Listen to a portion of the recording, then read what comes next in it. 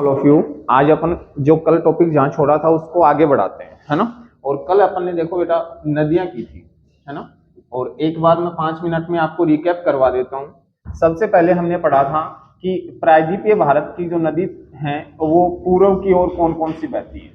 पूर्व की ओर नदियां जो बहती हैं उन नदियों को अपन बोलते हैं कि ये नदियां जो हैं ये अपना बंगाल की खाड़ी में जल डालती हैं। कहाँ डालती हैं?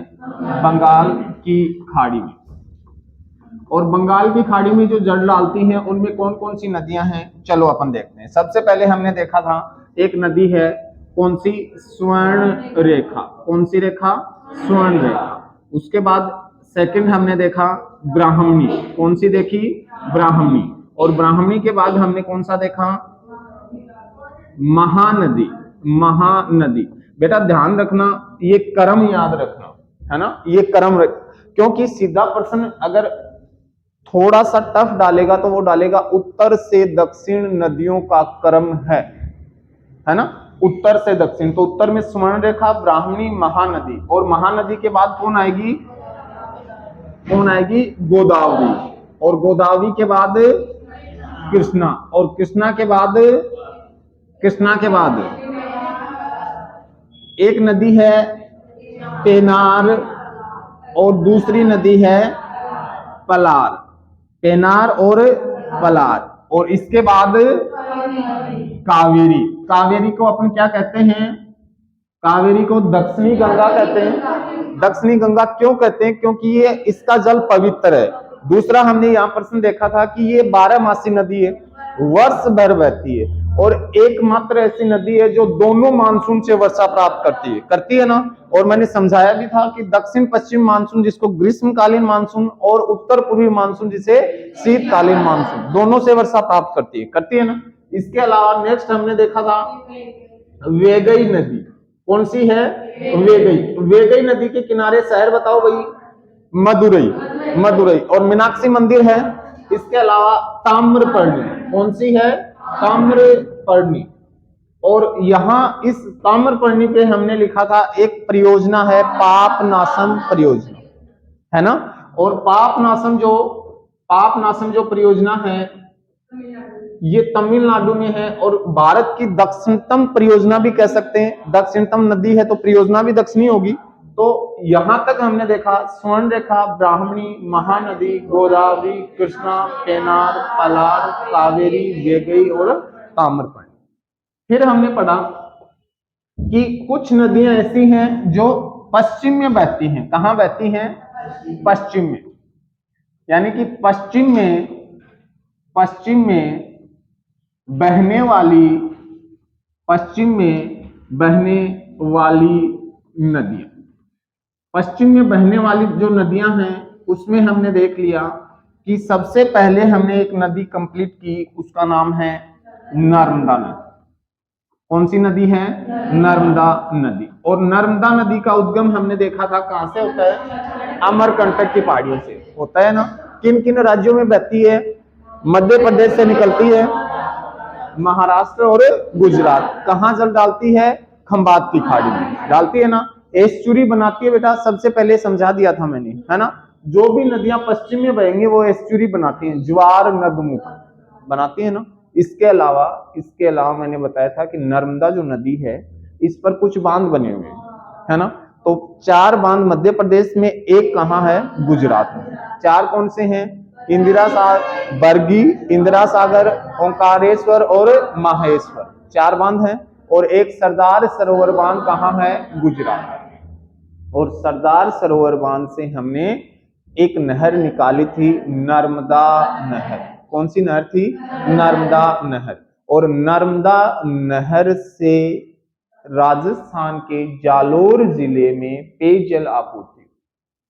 यहां से एक प्रश्न आया था बेटा राजस्थान के एग्जाम में, पीछे एक एग्जाम हुआ था लाइब्रेरियन का हुआ था, उसमें या उससे पहले एक एग्जाम हुआ था उसमें सीधा प्रश्न आया था कि नर्मदा नहर राजस्थान के कहां से प्रवेश करती है? सीलू गांव से, ठीक है ना। कहां से प्रवेश करती है? सीलू गांव से। इसके अलावा ये प्रश्न छपता है कि एकमात्र ऐसी नहर परियोजना जो टपकन पद्धति पर, जैसे बूंद बूंद सिंचाई पद्धति नहीं होती क्या, उस पद्धति पर आधारित है। है ना। तो राजस्थान की एकमात्र ऐसी नहर जो टपकन पद्धति, इजरायली पद्धति या बूंद बूंद सिंचाई पद्धति पर आधारित है ना, फुहारा पद्धति, है ना, इस पर आधारित। इजरायली जो नहीं होती क्या, जैसे देखो आप देखते हैं अपन छोटे छोटे फुहारे लगा देते हैं, उससे एक एक बूंद गिरती रहती है, जहां पौधा है उसी की जड़ में गिरती है ना। जैसे आजकल उसको अपन बोलते हैं ड्रिप सिस्टम बोलते हैं ना, उस पद्धति पर आधारित है ना। इसके अलावा फिर हमने अगली जो नदी है वो आज अपन कौन सी पढ़ेंगे बताओ। इसके अलावा देखो बेटा, नर्मदा नदी पर मैंने पहले बता दिया था आपको कि जबलपुर में धुआंधार जलप्रपात भी है, बताया हुआ है, नोट करवाया हुआ है। अगर किसी का नहीं किया हुआ है तो लिख लो, नर्मदा नदी में लिख लो। इस पर अगर नर्मदा नदी में लिखना चाहो तो पहले लिखाया हुआ है, दोबारा लिखना चाहो तो कोई इश्यू नहीं है, लिखो। इस पर मध्य प्रदेश के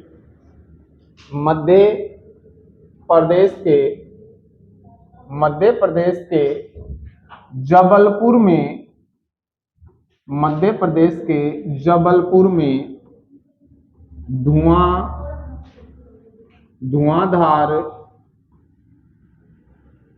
धुआंधार जलप्रपात स्थित है। इसे संगमरमर जलप्रपात भी कहते हैं भाई, क्योंकि ये संगमरमर की पहाड़ियों को काटता है, ठीक है ना। तो इस पर मध्य प्रदेश के जबलपुर में धुआंधार जलप्रपात स्थित है। कौन सी नदी पर? नर्मदा नदी पर, ठीक है ना बेटा। कहाँ है? मध्य प्रदेश में, ठीक है ना, जबलपुर में। और कौन सा जलप्रपात है? धुआंधार जलप्रपात, ठीक है ना। अब देखो यहां अपन ताप्ती नदी करने के बाद दोनों एक साथ लिखेंगे कि कौन सी कहां से बहती है, रिफ्ट घाटियों से बहती है ना।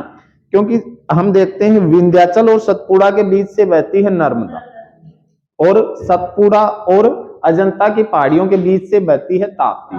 तो नोट डाल के दोनों एक जगह लिखेंगे, ठीक है ना, जिससे याद रहेगा, ठीक है। अब हेडिंग डाल दो अपने, अब हेडिंग डालो ताप्ती नदी।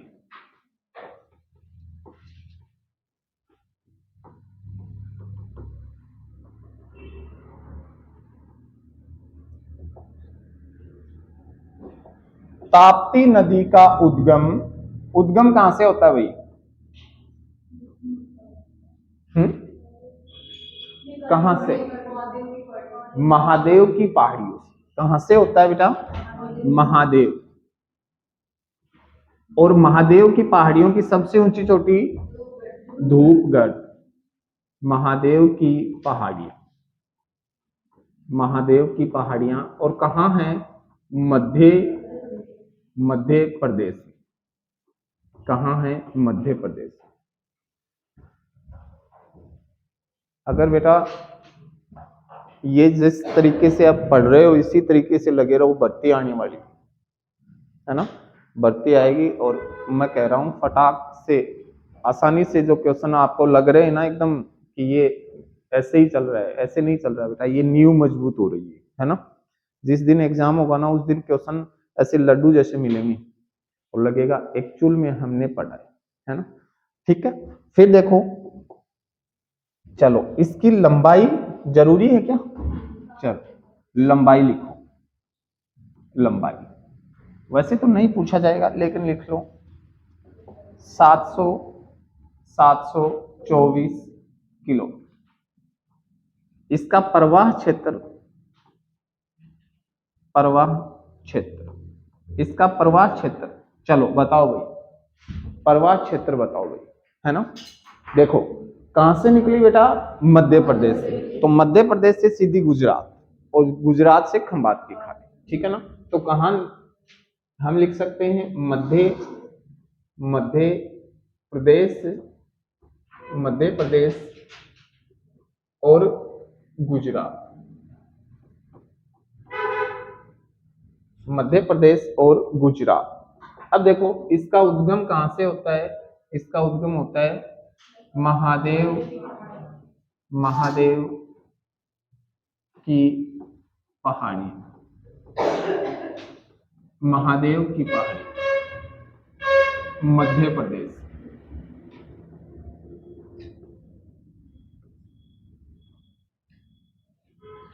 और यहां से जब ये नदी निकलती है, यहां से जब ये निकलती है तो अपने साथ बहते हुए और जल कहाँ डालती है? बंगाल की खाड़ी में नहीं डालेगी बेटा, ये खंबात की खाड़ी में। शाबाश। कहाँ डालेगी? खंबात की खाड़ी,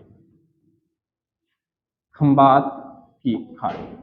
अगर मान लो एग्जाम में आपसे ये प्रश्न पूछ ले कि ताप्ती नदी का अंतिम या समाप्ति बिंदु होगा खंबात की खाड़ी, ठीक है ना, खंबात की खाड़ी। अब देखो गुजरात में इसके ऊपर 2 बांध बना रखे हैं भाई, और गुजरात के तट को हम क्या कहते हैं? काकरापार तट। तो ये जो बांध है इसको अपन क्या कहते हैं? काकरापार बांध। क्या कहते हैं? काकरापार बांध। और इसको अपन क्या कहते हैं? उकाई बांध, उकाई बांध। इसको अपन कहते हैं उकाई बांध, उकाई बांध। उकाई बांध और काकरापार बांध, दोनों बांध कहां हैं? गुजरात में है भाई। कहां है? गुजरात में। कौन सी नदी पर? ताप्ती नदी। और इसके किनारे 2 शहर बसे हुए, बता सकता है कोई? हैं? 2 शहर बसे हैं ताप्ती नदी के किनारे, 2 शहर। तुक्के थोड़ी मारने बेटा। एक जगह का नाम है नेपा नगर। क्या नाम है? नेपा नगर। और ये नेपा नगर कहां है? मध्य प्रदेश। और एक का नाम है सूरत।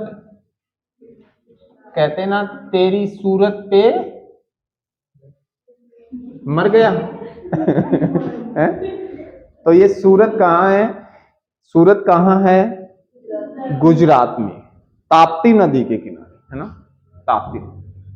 और ये जो नेपा नगर है ना, नेपा नगर, ये प्रसिद्ध है किसी चीज के लिए? अखबारी कागज के लिए, है ना। तो देखो बेटा, लिख लो अपने, लिखो महादेव की पहाड़ियां से नदी निकलती है जिसको ताप्ती नदी कहते हैं। 2 बांध हैं, उकाई बांध, काकरापार बांध, और दोनों कहां हैं? गुजरात में, ठीक है ना। फिर सूरत शहर और नेपानगर शहर दोनों जो है वो ताप्ती नदी के किनारे बसे हुए, दोनों, ठीक है ना। और नेपानगर जो है, इसके ब्रैकेट में आप लिखना चाहो तो लिख लो बेटा, नेपानगर जो है ये अखबारी कागज के लिए प्रसिद्ध।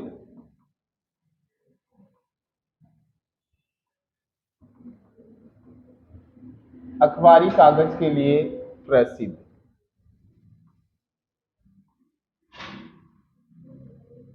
अखबारी कागज के लिए प्रसिद्ध, है ना। आज पवन आप लेट हो गए भाई, है ना। हमने एक डील रखी थी आज कि जो समय पे आएगा उसको एक आईफोन मिलेगा 15 प्रो, है ना। है? चलो, हो गया। चलो अच्छी बात है ना, रात को पढ़ लेंगे अपन। हाँ बेटा, नेपानगर, नेपानगर प्रसिद्ध है बेटा अखबारी कागज के लिए, है ना, ठीक है। नहीं नहीं नहीं। अब लिखो, नोट डाल के लिखो, है ना, नोट डाल के लिखो, नोट डालो बेटा, और नोट डाल के लिखो।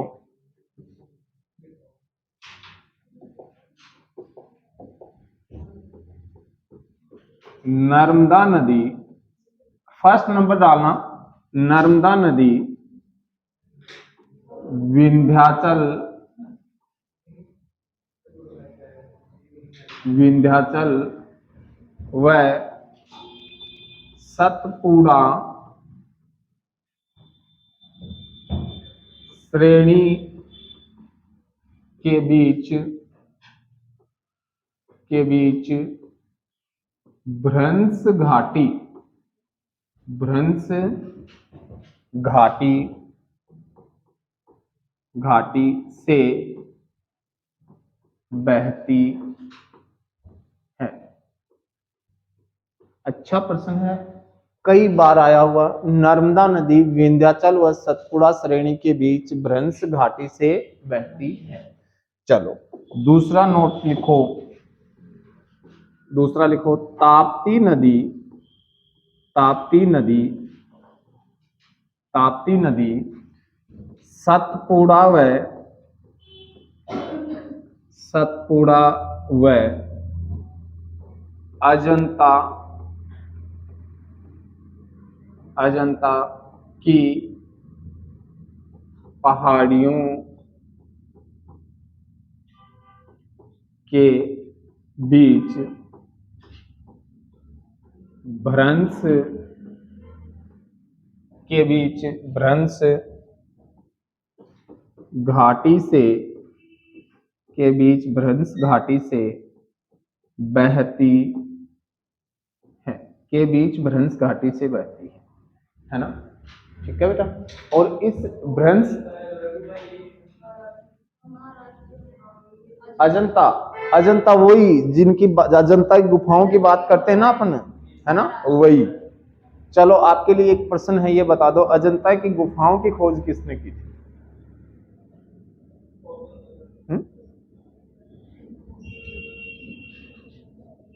अजंता और बाघ की गुफाएं मिली है ना, मिली, खूब पढ़ी है, नहीं पढ़ी? बौद्ध पढ़ा है तो पढ़ा है बेटा, मौर्य पढ़े हैं तो पढ़े हैं, है ना, मरण, है ना, बौद्ध, बौद्ध पढ़ा है ना, महात्मा बुद्ध को पढ़ा है ना, नहीं पढ़ा? आगे नहीं आई सामने नहीं है, आगे नहीं आई या सामने नहीं आई? चलो देखो बेटा, ये जो भ्रंश घाटी होती है इसको अपन बोलते हैं रिफ्ट वैली। क्या बोलते हैं? Rift valley, rift valley. ये भी लिख लेना, है ना, कहीं ऐसा नहीं हो जाए। वो एक आदमी ट्रेन ट्रेन पूछने गया कि बोला 11:15 वाली ट्रेन कब आती है? बोला 10:45 पे, है ना, तो वो गाड़ी नहीं हो जाए। तो रिफ्ट वैली किसे कहते हैं? भ्रंश घाटी को। अब देखो, चलो पहले ये बताओ कि भ्रंश घाटी होती क्या है, बताएगा कोई बच्चा? बताएगा बेटा?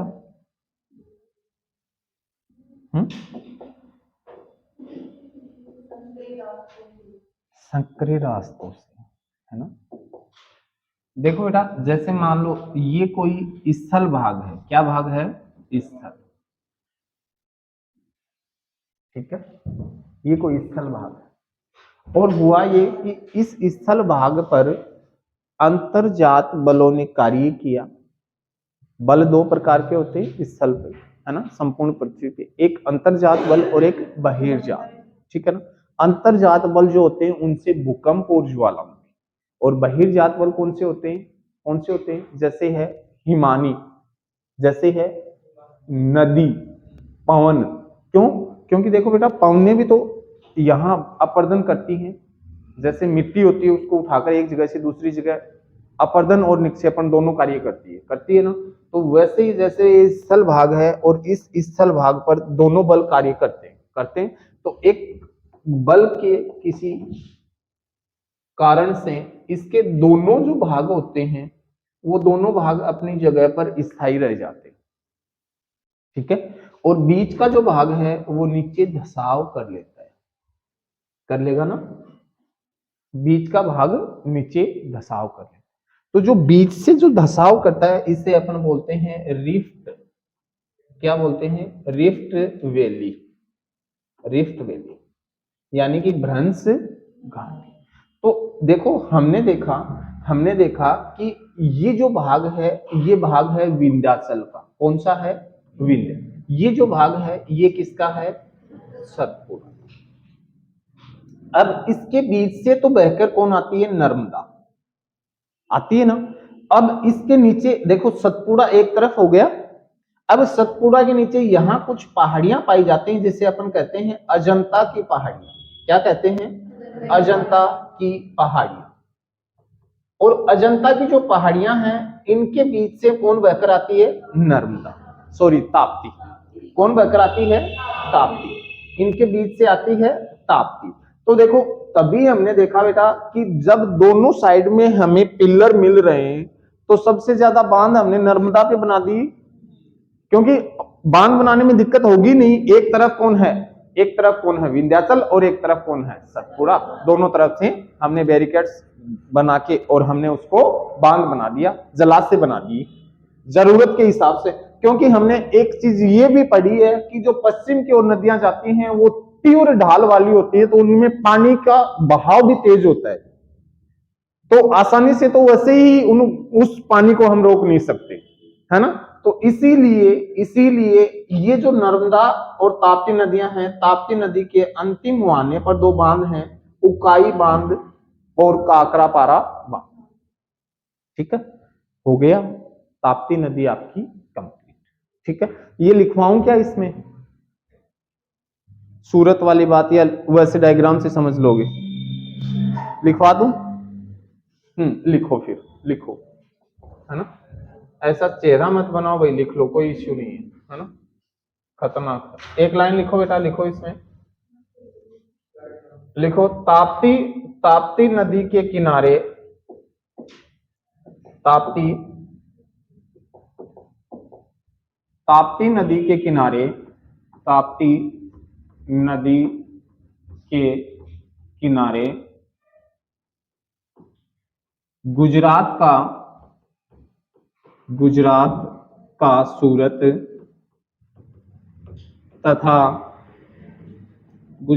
सूरत तथा मध्य प्रदेश का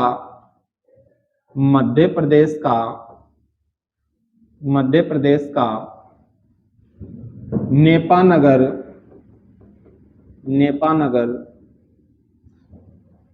गुजरात का सूरत तथा मध्य प्रदेश का नेपानगर स्थित है। कौन स्थित है? नेपानगर स्थित है। अब बताओ नेक्स्ट अपन कौन सी नदी पढ़ें?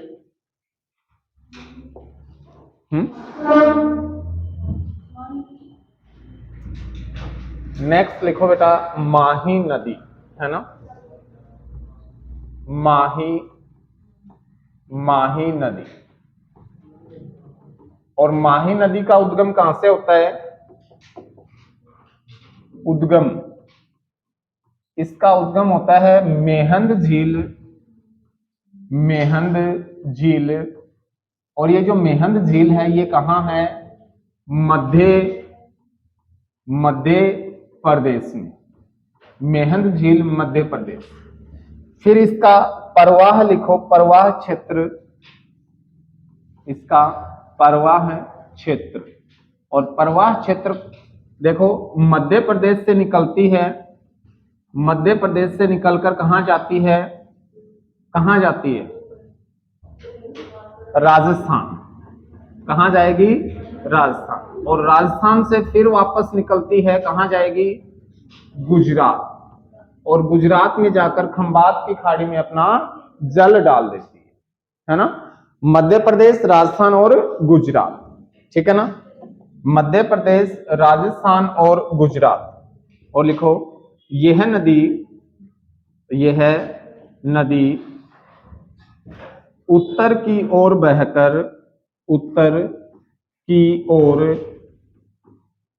बहकर महान भ्रंश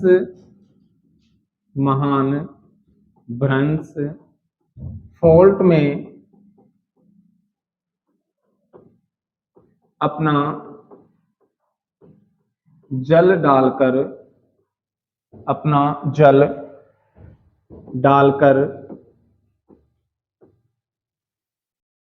वापस दक्षिण की ओर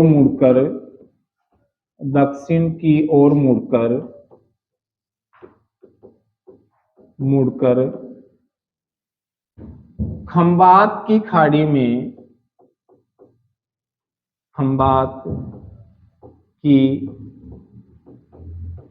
में अपना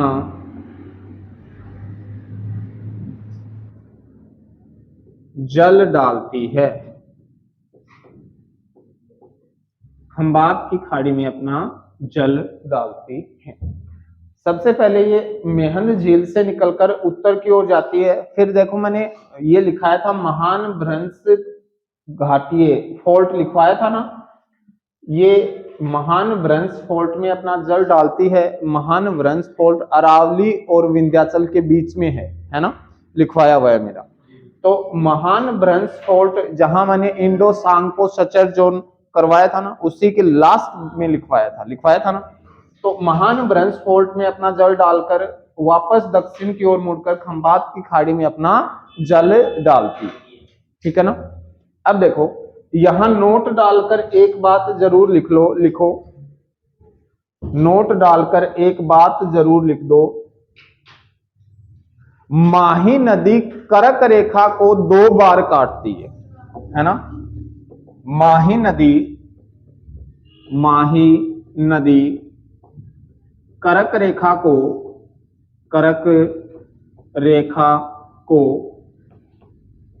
2 बार काटती है, 2 बार काटती। माही नदी कर्क रेखा को 2 बार काटती है, ठीक है बेटा, 2 बार काटती, ठीक है ना। कर्क रेखा को कितनी बार काटेगी? 2 बार, ठीक। अब देखो इस पर कुछ बांध हैं, जैसे माही बजाज सागर बांध है, ठीक है ना, माही बजाज सागर बांध है। कुछ परियोजनाएं हैं, डिटेल से इस नदी को अपन पढ़ेंगे राजस्थान के अपवा तंत्र। हाँ समझाऊंगा, अभी देखो, है ना। मैं ये बता रहा था कि माही नदी जो है इसकी डिटेल अपन कहां पढ़ेंगे? राजस्थान में, डीप से नहीं पढ़ेंगे, ठीक है ना। तो समझना इस बात को, है ना।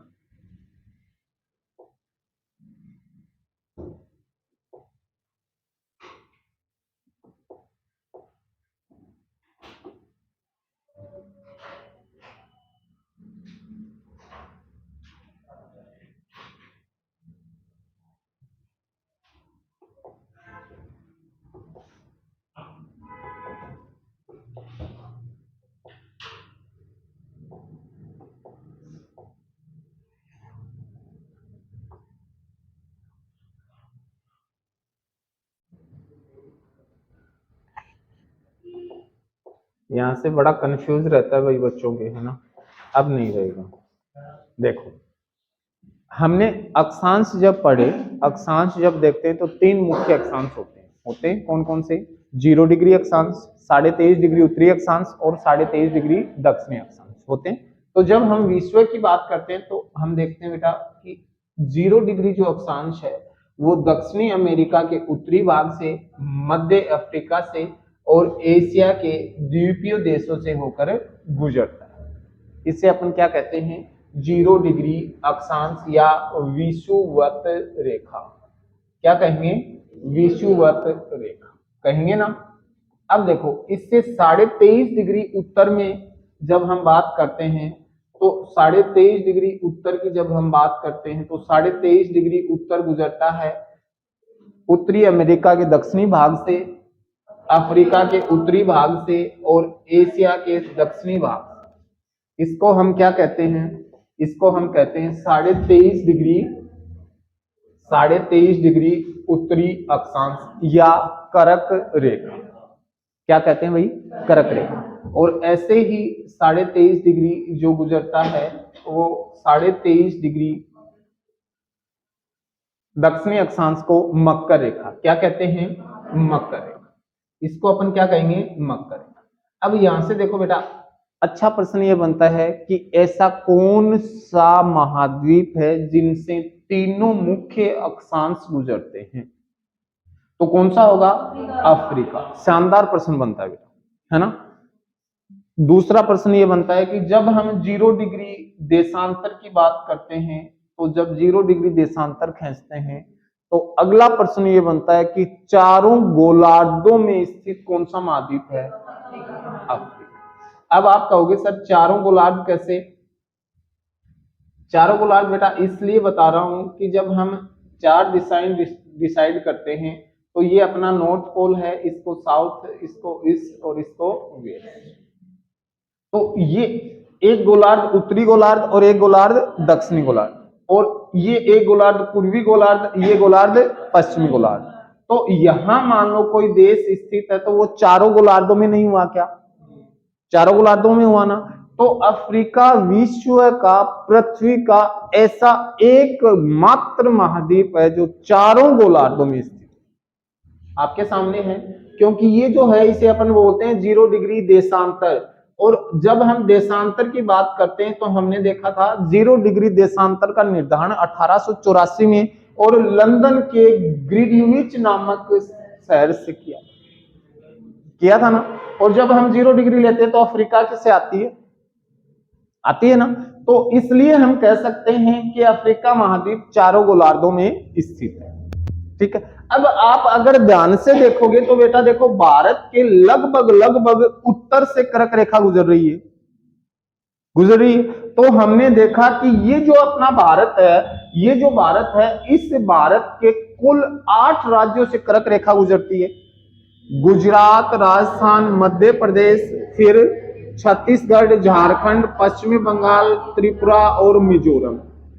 ये जो गुजरती है इसे अपन बोलते हैं कर्क रेखा। क्या बोलते हैं बेटा? कर्क रेखा।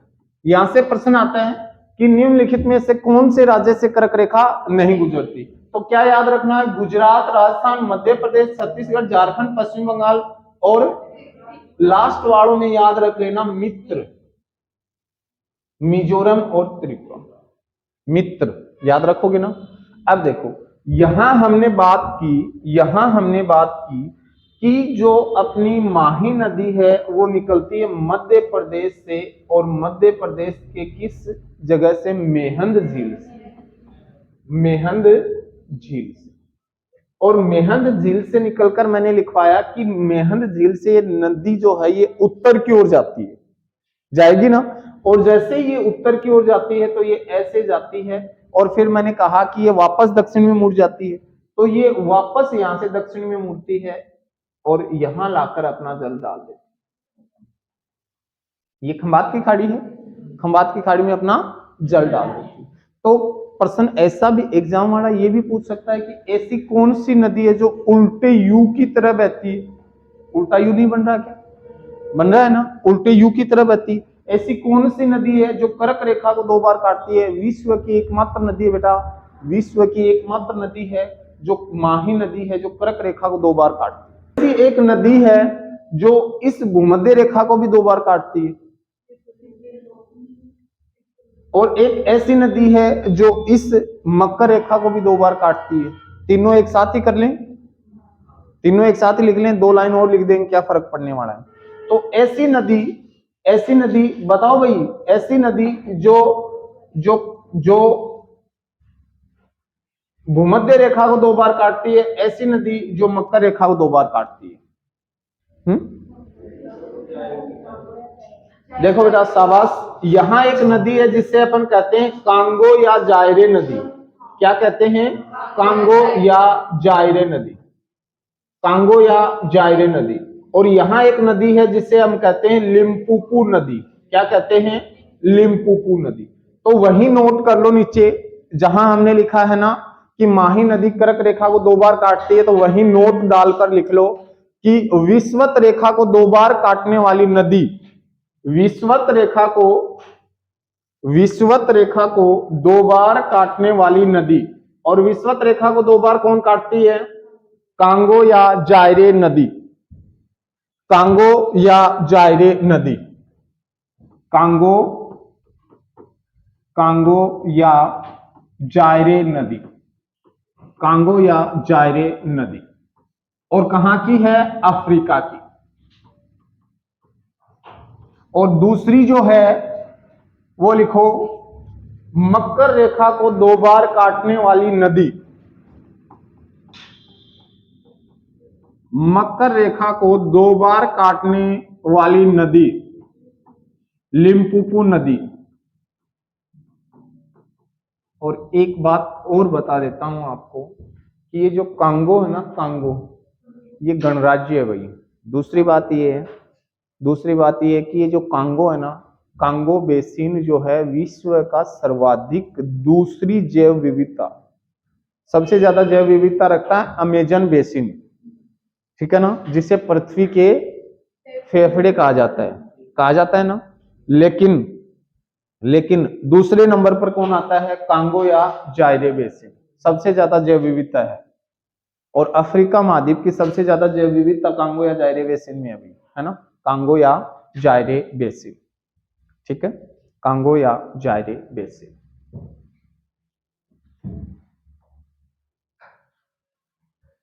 अब अगली नदी लिखो बेटा, अगली नदी लिखो साबरमती नदी, अगली लिखो साबरमती नदी,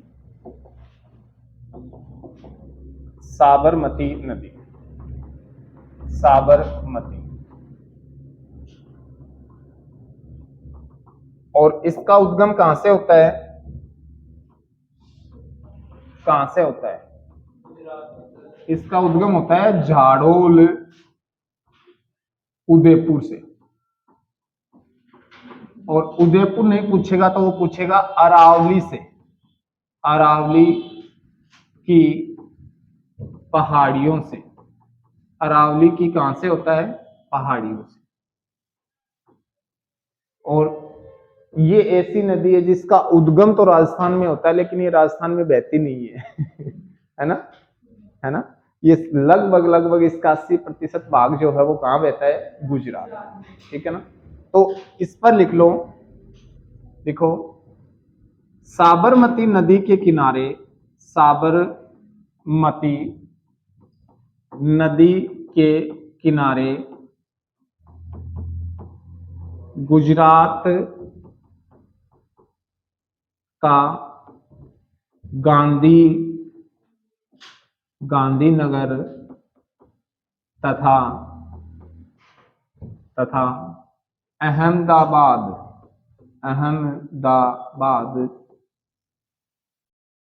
शहर स्थित है।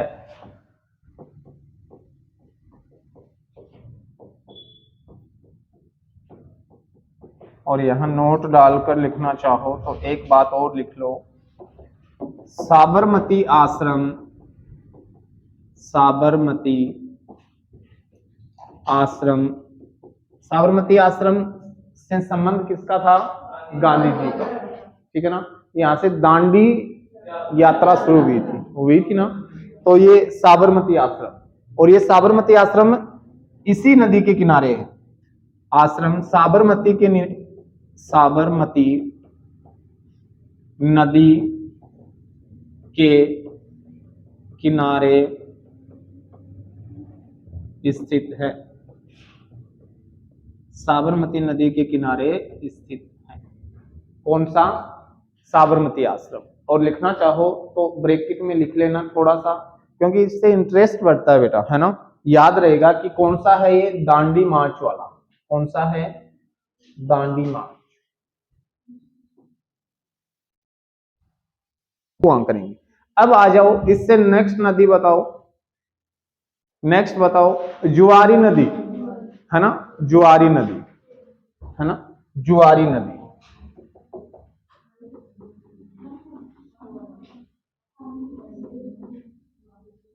जुआरी नदी, और जुआरी नदी में ज्यादा कुछ नहीं है, नोट किया हुआ है कि इसका उद्गम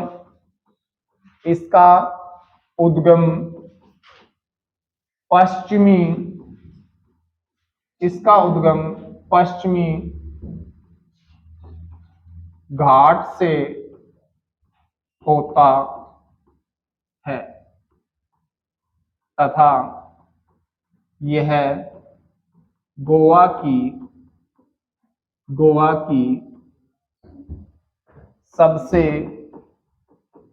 सबसे लंबी नदी, ठीक है। और एक बात और है कि इसके मुहाने पर गोवा में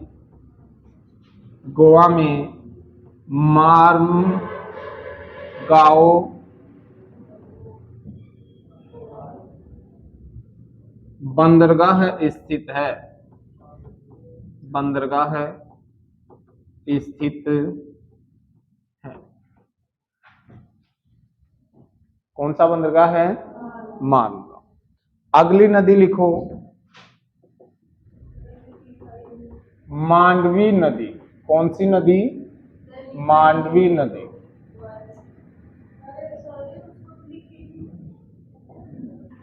इतनी देर में लिख लेते हैं ना, है ना। इसके मुहाने पर गोवा में मार्मगांव बंदरगाह स्थित है। दोबारा लिखवा रहा हूं ये लाइन, याद है क्या? ये लाइन दोबारा लिखवा रहा हूं, है ना। अगली नदी लिखो मांडवी नदी, है ना, मांडवी नदी। और मांडवी नदी में लिखो, इसका उद्गम भी बेटा पश्चिमी घाट से होता है ना। लेकिन इसका केवल मांडवी नदी पे अगर ध्यान दोगे आप, तो केवल ये देना है कि यहाँ एक दूध वो है, जलप्रपात स्थित है ना। तो लिखना चाहो तो लिख लो एक लाइन, इसका उद्गम भी पश्चिमी घाट से होता है। इसका उद्गम पश्चिमी घाट से होता है। इस पर दूध सागर जलप्रपात स्थित, इस पर दूध सागर जलप्रपात स्थित है ना। दूध सागर जलप्रपात कहाँ है? ये दूध सागर गोवा में। कहाँ है? गोवा। अगली नदी लिखो, अगली नदी बताओ भाई, शरावती। शरावती, शरावती नदी। और शरावती नदी का उद्गम लिखो, लिखो उद्गम। उद्गम कहां से होता है इसका? इसका होता है शिमोगा, शिमोगा कर्नाटक से, शिमोगा कर्नाटक से। और नीचे लिखो शरावती नदी पर, शरावती नदी पर भारत का सबसे ऊंचा जलप्रपात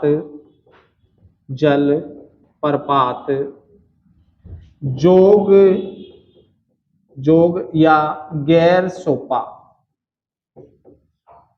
जोग या गैर सोपा जलप्रपात, जोग या गैर सोपा जलप्रपात स्थित है। कहां है भाई ये जोग या गैर सोपा जलप्रपात? ये है कर्नाटक में। कहां है? कर्नाटक में। राज्य कौन सा है? कर्नाटक, ठीक है ना। अब इसकी अगर आप ऊंचाई लिखना चाहो तो लिख लो 251 मीटर। कितना है? 251 मीटर ऊंचाई, है ना। जोग या गैर सोपा जलप्रपात, इसी को अपन क्या बोलते हैं? राजा रानी जलप्रपात भी बोलते हैं ना, है ना। जोग जलप्रपात, गैर सोपा जलप्रपात या राजा रानी जलप्रपात, ठीक है ना। शरावती नदी पर है, ठीक है।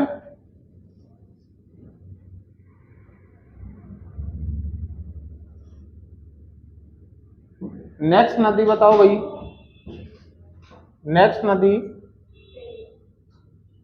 पेरियार नदी। कौन सी नदी है? पेरियार नदी। पेरियार नदी। और पेरियार नदी का उद्गम कहां से होता है? पेरियार नदी का उद्गम कहां से होता है?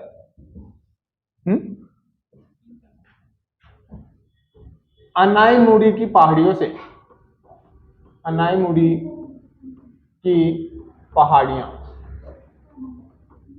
और ये जो अनाईमुड़ी की पहाड़ियां हैं, ये किसका हिस्सा है?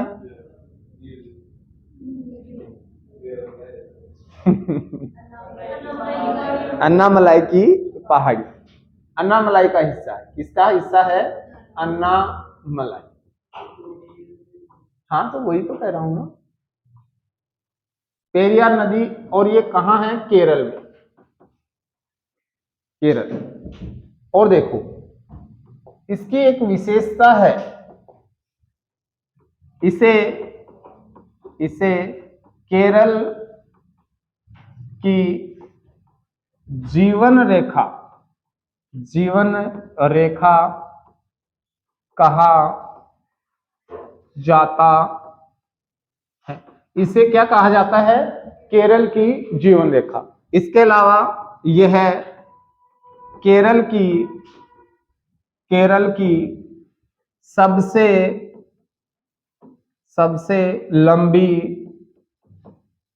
नदी है।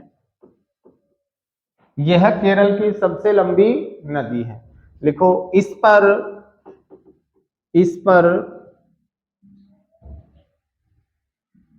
केरल में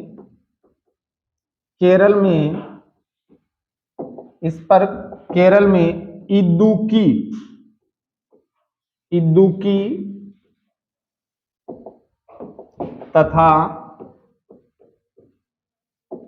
तथा मुल्ला पेरियार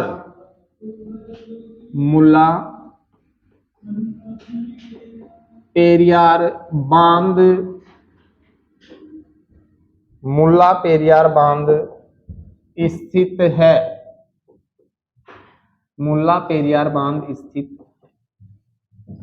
मुल्ला पेरियार बांध स्थित है। अब भाई इसी के साथ हमने क्या कर लिया? अपवाह तंत्र कंप्लीट। ठीक है, अब देखो कुछ प्रश्न देखते हैं, है ना, क्योंकि मुझे पता है आप एग्जाम में पूरा तो नहीं पढ़ोगे ना, तो कुछ बातें जहां से प्रश्न आता है वो लिखें। हेडिंग डाल दो भारत के प्रमुख जलप्रपात।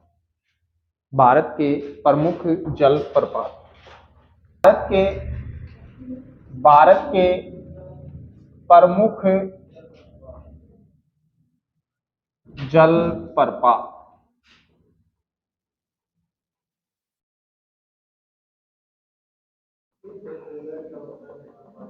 हाँ जी,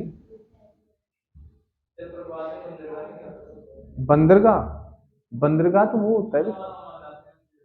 हाँ, जलप्रपात ये होता है, जैसे मान लो ये कोई सतह, कठोर सतह, ठीक है। अब ये हमेशा जलप्रपात वहां बनेगा जहां चट्टानें आग्नेय श्रेणी की हो। अगर अवसादी हैं तो नदी अपनी तली को काटकर गहरा कर देगी, जलप्रपात बनेगा ही नहीं। जब जहां कठोर चट्टानें होंगी तो नदी बहकर आ रही है और वो उन चट्टानों को काट नहीं पाई, तो वहां से एकदम से जल नीचे गिरते हैं, उससे क्या बोलते हैं? जलप्रपात। समझ गए? अगर अवसादी चट्टान होगी तो यहां मान लो नदी बहकर आ रही है और वो अपनी गहराई को काटती जाएगी तो नीचे वाले मार्ग से वो उसको समतल बना लेगी, फिर पानी गिरेगा ही नहीं, जलप्रपात बनेगा ही नहीं। समझ रहे हो क्या? आप घर जाके करना, एक कठोर पत्थर लेना, ठीक है, उस पर पानी डालना, तो जैसे ही उस पर पानी डालोगे तो जहां जहां वो पानी समाप्त होगा वो एकदम से नीचे गिरेगा ना, उसे कहते हैं जलप्रपात। और वहीं आप ऐसा करना कि जैसे अपन बोलते हैं ना, अपन बच्चे थे तब मिट्टी का लड्डू वगैरह बनाते थे, अब उस पर पानी डालना तो वो मिट्टी अंदर सोख लेगी और जब तक सोखेगी उसके बाद वो मिट्टी उस पानी के साथ बहकर चली जाएगी, तो वहां जल एकदम से नीचे नहीं गिरेगा, तो वो जलप्रपात कठोर चट्टानों में होता है। ठीक है ना, यहां से प्रश्न आता है बेटा, हर बार आता है, अच्छा प्रश्न होता है, केवल एक बार एक साथ में आप क्लियर कर लोगे। ठीक है, तो सबसे पहला मैं नहीं लिखूंगा, आप ही बता दो मुझे, सबसे पहला जलप्रपात जोग जलप्रपात अभी पढ़ा है ना, जोग जलप्रपात। नदी कौन सी है? शरावती। शरावती नदी। राज्य कौन सा है? कर्नाटक। कौन सा है? ठीक। एक बार नहीं, एक बार लिखो नहीं, लिखो नहीं, एक बार लिखो नहीं, है ना, टाइम मिल जाए। जोग जलप्रपात हमने लिखा कौन सी नदी पर है? शरावती नदी, कर्नाटक। ठीक है। उसके बाद हमने जलप्रपात किया था शिव समुद्रम। शिव समुद्रम जलप्रपात। शिव समुद्रम जलप्रपात। नदी कावेरी। राज्य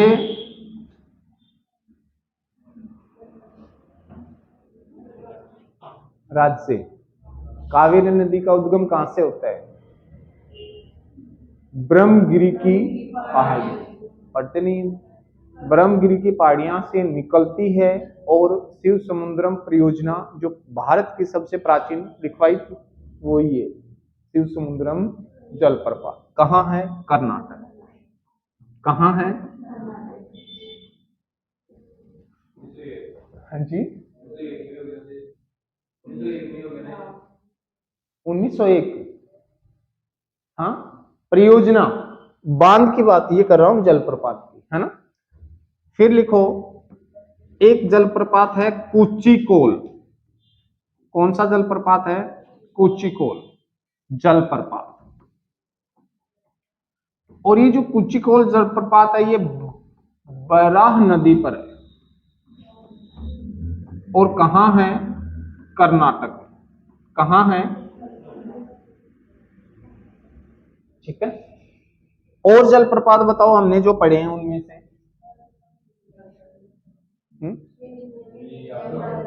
चित्रकूट जलप्रपात। चित्रकूट जलप्रपात। और चित्रकूट जलप्रपात कौन सी नदी पर है? इंद्रावती नदी। और राज्य कौन सा है? छत्तीसगढ़। और बताओ, और बताओ, अभी अभी पढ़ के आए हैं दूध सागर जलप्रपात, पढ़ के आए हैं ना। कौन सा है? दूध सागर जल प्रपात। मांडवी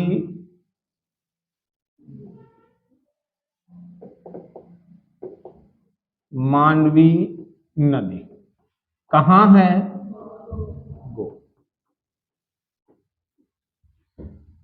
और बताओ, और बताओ, डुडुमा। डुडुमा जल प्रपात कौन सी नदी है?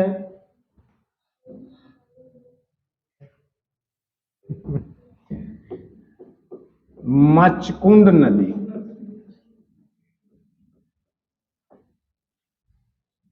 और उड़ीसा। पढ़ते नहीं हो बेटा? बिल्कुल भी नहीं पढ़ते ना। और एक जलप्रपात लिखो, चुलिया जलप्रपात। चुलिया जलप्रपात। और चुलिया जलप्रपात कहां है? चंबल नदी पर। चंबल नदी। और चंबल नदी पर कहां है? राजस्थान में। कहां है? ये आपके प्रमुख जलप्रपात है बेटा भारत के, है ना। जोग जलप्रपात, शिव समुद्रम जलप्रपात, कुचिकोल जलप्रपात, चित्रकूट, दूध सागर, डुडुमा और चुलिया। ठीक है ना। इंडेक्स बना लो, फटाफट बना लो, है ना। जो अपन बोलते हैं ना कि गागर में सागर भरना, और वो अपन एक दो क्वेश्चन लिखेंगे यहाँ, और एग्जाम में जब भी जाओ तो इनको पढ़ के जरूर जाना भाई, है ना। फटाफट लिख लो।